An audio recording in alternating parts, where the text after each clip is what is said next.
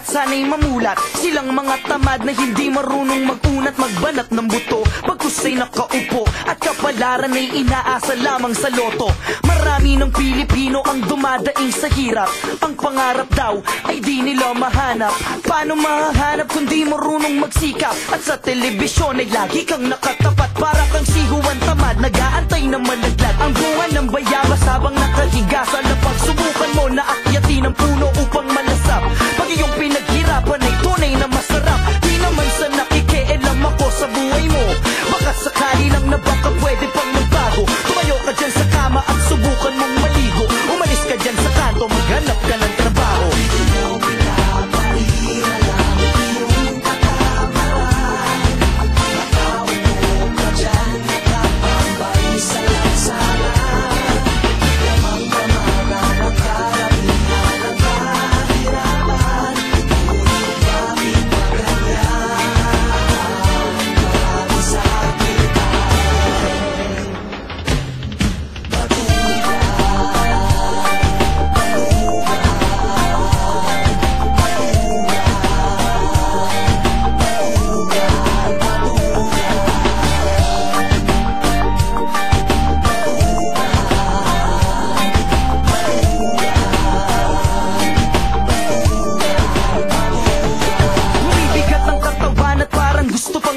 Pagkagising ay kakain, hindi pa nagmumumog. Anak, hugasan ng pinggan pagtapos mong kumain. Yan ang utos ng magulang mo, ayaw mong gawin. Ba't mo nga ba gagawin kung tinatamad ka? At ang iyong mga katropa, inaantay ka na.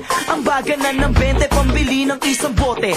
Kahit anong alak makatagay man lang pare, ang sarap naman ng buhay ng katulad mo. Hanggang dyan na lamang ba, wala bang balak magtrabaho? Tambay dito, tambay doon, bakit ba laging ganon? Isa yan sa mga lumalaro sa utak kong tanong. May sasabihin lang ako at pakinggan mabuti. Kung tatamaan ka, kaibigan ko pasintabi. Batugan o tamad, yan ba ang iyong ugali? Papaalala ko lang, nasa huli ang pagsisisi.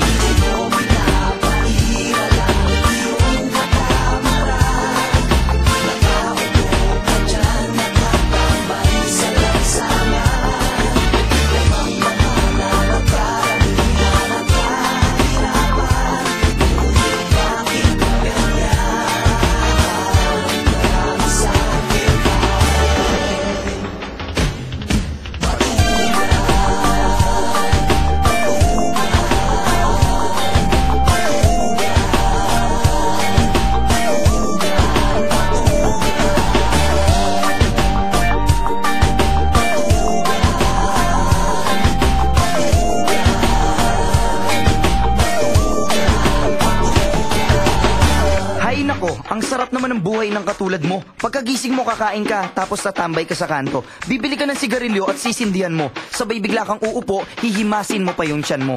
Makikipagkwentuhan ka sa barkada mo ng kung ano-ano. Tapos ang pamilya mo, nahihirapan na sa'yo. Sana mawakasan na ang pagiging isang dakilang tamad. Tamad! Batugan! Batugan! Tamad!